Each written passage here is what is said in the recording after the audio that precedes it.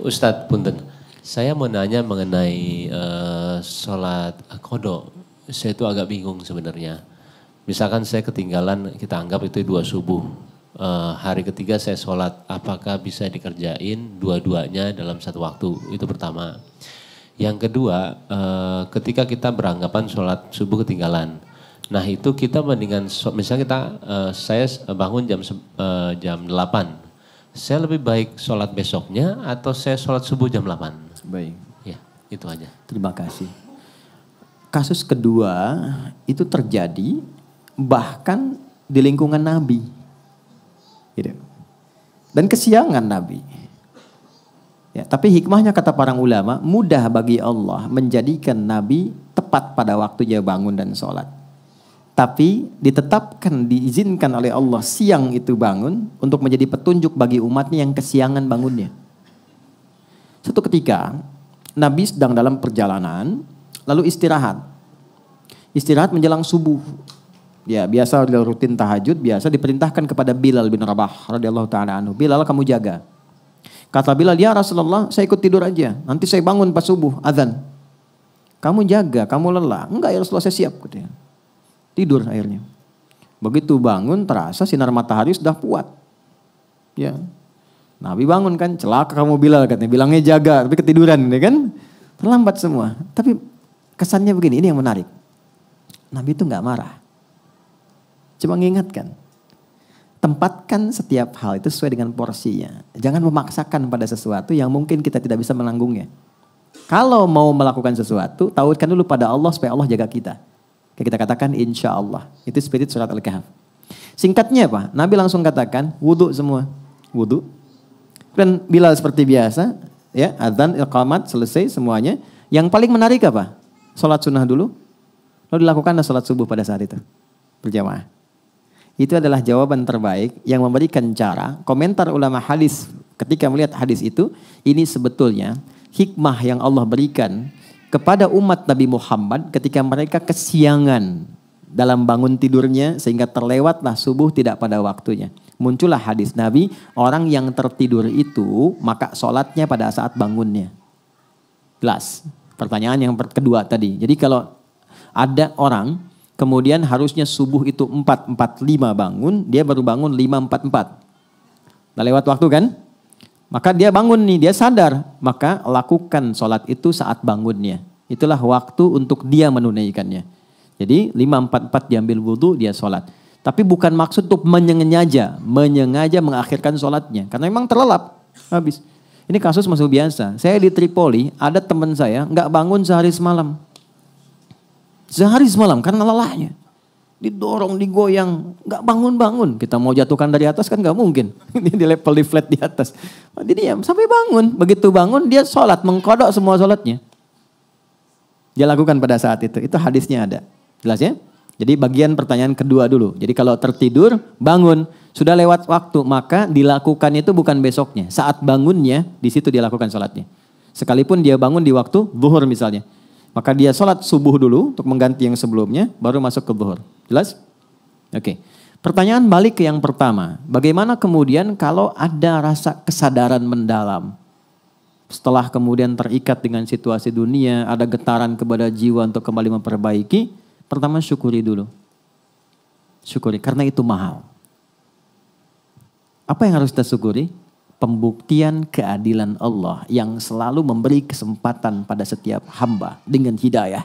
Sampai nyawanya tiba di ujung kerongkongannya. Jadi gak ada satupun hamba yang hidup yang gak dapat hidayah itu gak ada. Yang ada itu yang sudah diberi dia gak ngambil. Anda tahu Fir'aun kan? Itu seburuk apa dilukiskan di Quran. Tapi tetap dengan kejamnya itu tetap diberikan 2 nabi supaya sampai hidayah kepadanya. Cuman Fir'aunnya gak ngambil. Nah, siapa yang mengundang Anda untuk hadir di sini? Anda bisa punya pilihan, Anda punya pekerjaan yang lain, aktivitas. Bisa mungkin lakukan ini dan itu. Tapi siapa yang bisa menggerakkan hati Anda? Mas Bae mungkin telepon, Mbak Paula mungkin ngabarkan. Tapi kalau hati Anda tidak pas untuk di situ, nggak mungkin Anda datang. Kalau bukan Allah tanamkan itu, nggak mungkin kita ada di sini. Itu gambarannya. Anda pengen pulang, lewat jalan, kok bisa lewatnya itu di depan masjid. Saat orang-orang ke masjid, mudah bagi Anda mengambil jalan lain. Yang paling ekstrim Anda buka YouTube, kok yang keluar ceramah? Padahal saya pengen nonton A dan B, kok bisa itu yang keluar? Itu yang dimaksud Quran surah ke-29 di ayat yang terakhir, ayat 69. Walladzina jahadu fina lanahdiyannahum subulana. Orang-orang yang ketika mendapat percikan hidayah dalam dirinya dan dia ambil itu, Allah akan bimbing dia ke jalan berikutnya yang lebih cepat. Dan bukan sekedar dibimbing, ini saya penting terangkan ini dulu. Itu cinta Allah diturunkan. Jadi Allah itu paling cinta. Kalau ada hamba salah yang sadar dari kesalahannya, lantas dia meniti jalan kesolehan untuk bisa menutup salahnya. Itu langsung turun ayat Quran surah kedua ayat 222. Innallaha yuhibbut tawwabin. Allah sangat cinta jika ada hamba yang belajar dari salah untuk menjadi soleh. Disinilah muncul kalimat bijak dari ulama. Allah lebih mencintai orang salah, ya, pelaku maksiat yang gemar bertobat dibandingkan orang soleh yang tidak pernah merasa salah. Nah, maka di titik itu penting kita menata. Apa nih salahnya? Tadi sholat. Oke, kita merasa sholat banyak tertinggal. Sekarang pengen kembali, pengen ditutup. Bagaimana caranya? Ulama ngasih solusi. Maka dikiaskan, dianalogikan dengan orang tidur tadi. Tapi udah panjang, walaupun bukan Ashabul Kahfi. Maka bagaimana caranya? Dekatkan pada waktu-waktunya. Ini rumusnya, nomor telepon menuju kepada Allah 24434. Subuh, duhur, asar, maghrib, isya. Oke? Saya nggak tahu udah terlewat berapa lama dulu. Sulit menghitungnya. Gampangnya gini, subuh begitu sudah dikerjakan, niatkan qadha, berikutnya sholat lagi, niatkan untuk yang sebelumnya. Jelas? Dekatkan dengan waktunya. Itu untuk pertanyaan yang pertama tadi. Sholat dulu sesuai dengan waktu 2 rakaat. Setelah itu bangkit sholat lagi 2 rakaat untuk nutup yang sebelumnya. Dah. Zuhur 4 rakaat, sholat. Setelah itu dekatkan untuk tutup yang sebelumnya. Jelas? Baik. Kapan ini dikerjakan? Sederhananya gampang. Kalau kita sedang dalam suasana jamaah, supaya tidak menarik perhatian dan salah persepsi, salah duga, dan timbul hal yang baru yang tidak seharusnya muncul, 2 caranya. 1, ketika adzan berkumandang kan ada space sholat sunnah kan? Kan kerjakan sholat sunnahnya, yang pertamanya kerjakan, kemudian di situ kita bisa niatkan untuk menutup yang sebelumnya, baru ikut jamaah. Atau ikut jamaah di sini, ketika pulang dari rumah sholat lagi untuk tutup yang sebelumnya.